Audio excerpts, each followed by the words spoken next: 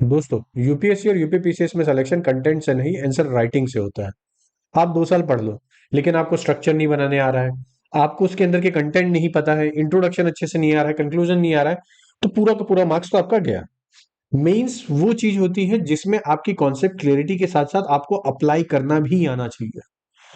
अब मैंने एक सीरीज चालू की है, इस सीरीज में मैं आपको डिटेल में हर चीजें बताऊंगा कि इंट्रोडक्शन कैसे लिखना है, कंक्लूजन कैसे लिखना है, और बॉडी में कौन कौन सी पार्ट होते हैं।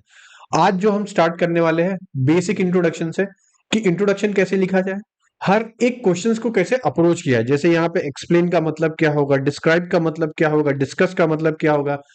अब ये सबके पास एक डिलेमा में रहता है। ये पीडीएफ आपको दे दी जाएगी, बस आपको ये करना है, जब भी क्वेश्चन आंसर की प्रैक्टिस करवाई जाएगी तो आप इसको अपने टेबल पे स्टिक कर लीजिएगा, ताकि आपको याद रहेगी किस तरीके से चलेगा। ओके, चलिए हम स्टार्ट करते हैं। सबसे पहला कि what is answer writing. Answer writing में सबसे इंपॉर्टेंट चीजें क्या होती है? पहली होती है स्ट्रक्चर, फिर कीवर्ड होते हैं, फिर एग्जाम्पल होती है, स्पीड जो सबसे ज्यादा मैटर करती है, फिर होता है लॉजिक, फिर होता है प्रेजेंटेशन। अब आपने यहाँ पे देखा होगा, मैं प्रेजेंटेशन को लास्ट में क्यों रखा हूं। तो यहाँ पे आपको ये पता होना चाहिए कि जब भी कोई आंसर राइटिंग करना स्टार्ट करता है तो पहले तो वो ये सीखेगा कि स्ट्रक्चर कैसा हो, कि पहले इंट्रो आएगा, फिर बॉडी आएगा, फिर कंक्लूजन आएगा। फिर उसको क्वालिटी लाने के लिए कीवर्ड डालना रहेगा, उस कीवर्ड को प्रूफ करने के लिए एग्जाम्पल डालना पड़ेगा। अब ये सब चीज करने के लिए आपको स्पीड चाहिए। अब वो स्पीड कहां से आएगी? आपकी लॉजिक से आएगी, और वो लॉजिक जब इतनी सारी चीजें हो जाएगी तब आता है आपका प्रेजेंटेशन। ओके, अब क्या चीजें आपको नहीं करनी चाहिए? कोई फैंसी इंग्लिश के वर्ड मत डालो भाई, इतने बड़े बड़े वर्ड डाल दे रहे हो। एग्जामिनर भी चेक करते समय बोल रहा होगा कि यार ये क्या ही लिख दिया है। ये ऐसी चीजें करने की जरूरत ही नहीं है। ओवर एक्सप्लेनेशन, हम कोई भी क्वेश्चन को एक ही बार को तीन तीन चार चार बार एक्सप्लेन करने लग जाते हैं, कि जो कि वर्थ इट ही नहीं होता है। स्टोरी टेलिंग, स्टोरी टेलिंग मत करिए, सीधा सीधा एक पॉइंटर फॉर्म में बनाइए। कैसे करना है मैं आगे क्वेश्चन लिख के लेके आया हूं, उसका एक इंट्रोडक्शन भी अच्छे से आपको बताऊंगा अभी। Okay, why answer writing first. क्यों आंसर राइटिंग हमेशा करनी चाहिए? पहली बात तो एक तो कॉन्सेप्ट क्लियरिटी होती है। जब आप कोई चीजें पढ़ते हो फिर उसके बाद उसकी आंसर राइटिंग करते हो, तो वहां से आपका कॉन्सेप्ट क्लियर होता है। दूसरा क्या है? मेमोरी रिटेंशन इंक्रीज होती है। ऑब्वियसली आप पढ़ने के बाद कुछ चीजें लिख रहे हो तो 50% आपकी इंप्रूव होगी।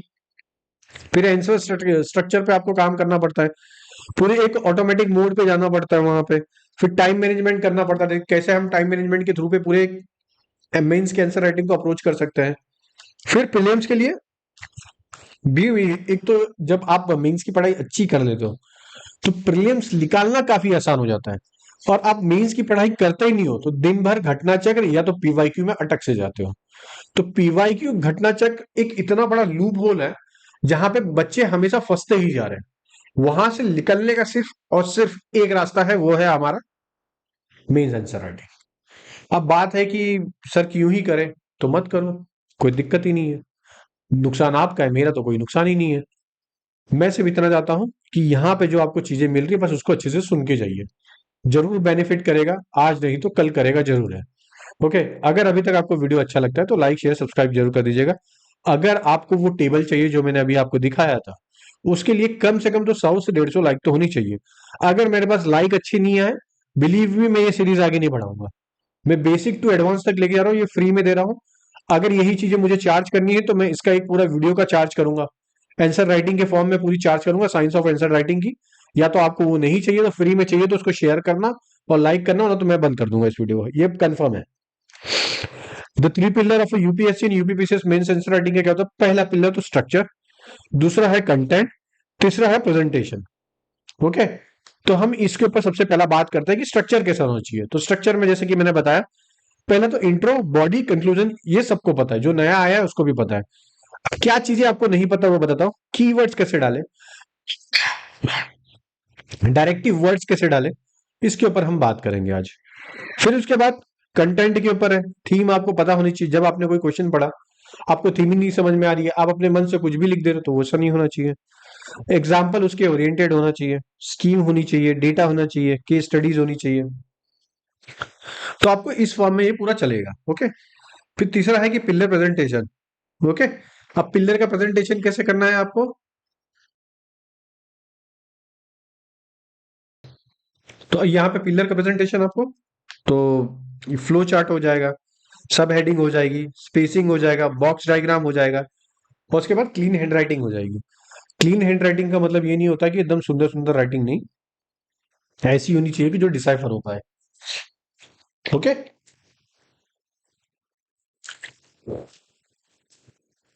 चलिए आगे बढ़ते हैं। यूपीपीएससी और यूपीएससी का आंसर राइटिंग स्ट्रक्चर। तो फोर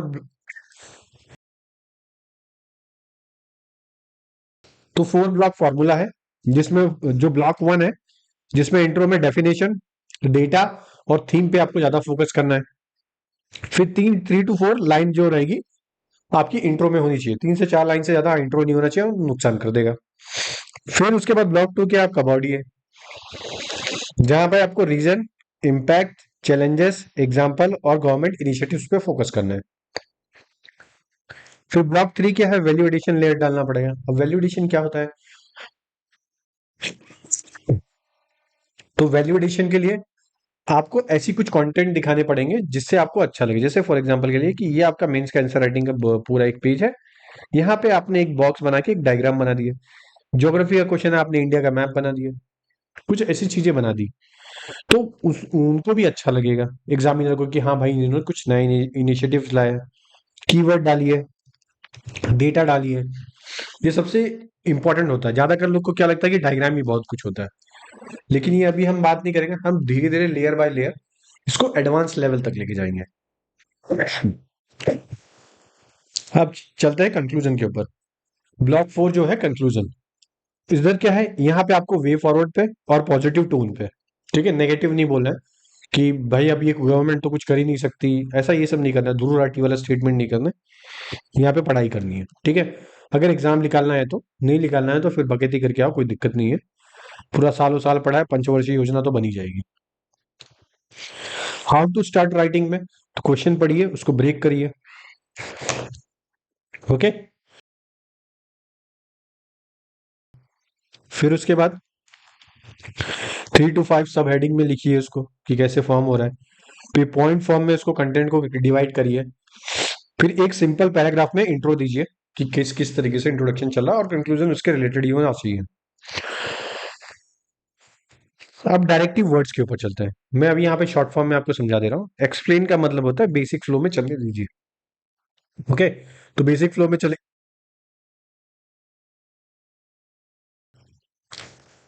बेसिक फ्लो में चलेगा तो कोई दिक्कत नहीं आएगी। रीजन और चैलेंजेस पे यहाँ पे फोकस रखना है। तो एग्जामिन में आपको रीजन और चैलेंजेस देखना है। एनालिसिस में ब्रेक और जितने भी कोई भी चीज जब आप एनालाइज करते हो तो उसको तोड़ के देखते हो, फिर उसके बाद कनेक्शन ढूंढते हो, वो आपको देखना पड़ेगा। फिर प्रो और कॉन्स को देखिए, फिर जजमेंट को देखिए, फिर मल्टी डायमेंशनल्स देखिए, फिर ओपिनियन और रीजन को देखिए। ओके। अब डे वन तो नहीं बोल सकता, अब वो आपके कंटेंट के ऊपर है, आपके कमेंट के ऊपर है और आपकी कंटिन्यू कंसिस्टेंसी के ऊपर है। मैं जानता हूँ अभी मैं थोड़ा डिस्टर्ब कर रहा हूँ, बीच बीच में आवाज बंद करके, खांसी आ रही है, तबीयत नहीं ठीक है, लेकिन मैं ये चाहता हूँ कि ये दो दो महीना जो आपका पीरियड है, ये बहुत अच्छे से यूटिलाइज हो एज अ मेंस के पर्सपेक्टिव से, ना कि प्रीलिम्स के पर्सपेक्टिव से। तो हो सकता है मेरे 1 से 2 लेक्चर में आपको बहुत ज्यादा डिस्टर्बेंस देखने मिले, लेकिन मैं ट्राई यही करूंगा कि जितना हो सकता है मैक्स टू मैक्स में आप चीजें आपके पास पहुंचा सकूं। बस आपको देखना है कि ये जरूर इंश्योर करना है कि लाइक शेयर और सब्सक्राइब तो जरूर कर देना है। मुझे नहीं पता आप शेयर करोगे कि नहीं करोगे, लेकिन सब्सक्राइब तो एटलीस्ट कर दीजिए। चलिए पहला क्वेश्चन जो मैंने अभी आपके सामने एग्जांपल के तौर पे लाया, urbanisation in India bring opportunities as well as challenges, explain. मैंने बताया अभी एक्सप्लेन में क्या करना रहता है। अच्छा यहाँ पे मैंने नहीं दिया है, चार्ट में दिया है मैंने। अब एक्सप्लेन में देखें, क्लियरलीफाई करना है, हाउ, व्हाई और व्हेन, ये 3 चीज पे फोकस करना है। अप्रोच क्या होना चाहिए, ब्रेक डाउन करो इनटू सिंपल सिंपलेस्ट फॉर्म में। फोकस इस पे करना है, कंटेक्स्ट पे करना है, रीजन पे करना है, प्रोसेस पे करना है और इम्प्लीकेशन पे करना है।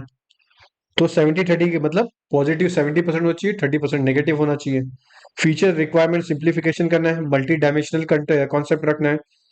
फिर उसके बाद कंक्लूड करना है विथ इम्पैक्ट के साथ में। फिर एक्सप्लेन द मैकेनिज्म ऑफ, मैं एक एग्जांपल के लिए explain the mechanism of monsoon in India. तो अब आपको समझ में आ गया यहाँ पे हमें एक्सप्लेन क्या करना है कि अर्बनाइजेशन इंडिया है, पहले आपको ये समझ में आ गया। अपॉर्चुनिटी और चैलेंजेस, ये 2 चीज में आपने बांट लिया, ठीक है। भारत में शहरीकरण अवसरों के साथ साथ चुनौतियों भी लेकर आता है, स्पष्ट स्पष्ट कीजिए। अब आपकी हिंदी में आपके सामने क्वेश्चन भी दिख गया। हाँ, मैंने इंग्लिश में लिखा है, नेक्स्ट टाइम से मैं कोशिश करूंगा हिंदी का भी इंट्रो लिख के लिखा हूँ। ओके,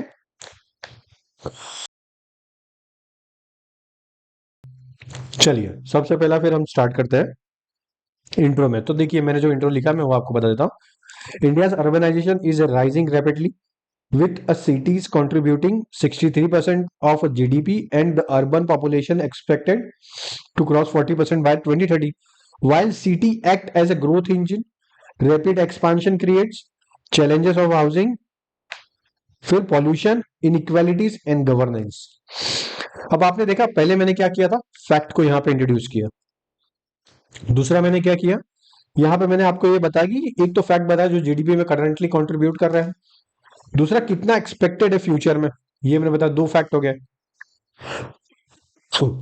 अब इसी के साथ में मैंने कुछ कीवर्ड्स डाले, कैसे, ग्रोथ इंजन है, रैपिड एक्सपांशन क्रिएट, फिर चैलेंजेस ऑफ हाउसिंग है, पॉल्यूशन है, इनइक्वालिटी है, गवर्नेंस है। ये क्या हो गया, आपका एक बेसिक इंट्रो तैयार हो गया, जिससे एक क्वालिटी ऑफ आंसर निकल के आएगा। अब इसके आगे बॉडी में आपको डायमेंशन लिखना है कि सोशल क्या हो सकता है, और बाकी इकोनॉमिकल पर्सपेक्टिव क्या हो सकता है, ज्योग्राफिकल पर्सपेक्टिव क्या हो सकता है, गवर्नमेंट की इनिशिएटिव्स क्या हो सकती है। तो ये सब चीजें आपको एक्सप्लेन करनी है। तो मेरा काम था जो ये अब आपको बताना कि इंट्रो कैसा लिखा जाए। अब जैसे आपने इंट्रो लिख के खत्म कर दिया, तो अब यहां से अब आपका चालू होता है कि अब सर मैंने तो इंट्रो सीख तो गया, अब मैं इसे अप्लाई कहाँ करूंगा। कुछ नहीं करना है, डिस्क्रिप्शन में आपको क्वेश्चन मिल जाएगा, उस क्वेश्चन को जाइए सॉल्व करिए, उसका इंट्रो लिख के मुझे कमेंट बॉक्स में भेज दीजिए। मैं देखूंगा, जिसका मुझे इंट्रो अच्छा लगेगा मैं गुड करके लिख दूंगा, जिसके इंट्रो में लगेगा मुझे कुछ इंप्रूवमेंट करना चाहिए तो मैं उसका इंप्रूवमेंट के लिए बता दूंगा। मैं अपनी तरफ से फ्री इनिशिएटिव इस तरीके से लाया हूँ, ठीक है। अभी मैं इंट्रो सिखा रहा हूँ, फिर बॉडी सिखाऊंगा, फिर इंक्लूजन सिखाऊंगा, फिर पूरा क्वेश्चन फ्रेमिंग करके दूंगा। अगर आप चाहते हो कि मैं ये सब चीजें दूं तो ठीक है, अगर नहीं चाहते हो तो मैं ये सब चीज मेंबरशिप पे कर दूंगा, ये सब आपके ऊपर है, ठीक है। दूसरी चीज, हमारा बैच चल रहा है, दक्ष है और प्रवीण है, दो बैच है, जिसमें इस चीजों को कैसे अप्लाई करें मैं ये सब चीजें वहां पे सिखाने की पूरी कोशिश भी करता हूँ। बस आपको ये करना है कि हमारी टीम से जाके कांटेक्ट कर लीजिए, नीचे आपको डिस्क्रिप्शन में फोन नंबर भी मिल जाएगा, और टेलीग्राम पे भी आप आके हमारे साथ कांटेक्ट कर सकते हैं। अगर आपको आज का वीडियो अच्छा लगा है तो लाइक शेयर सब्सक्राइब कर दीजिएगा, अगर चाहते हो कि ऐसे की वीडियो और लाता रहूं तो प्लीज कमेंट करिएगा। ठीक है दोस्तों, चलिए, जय हिंद।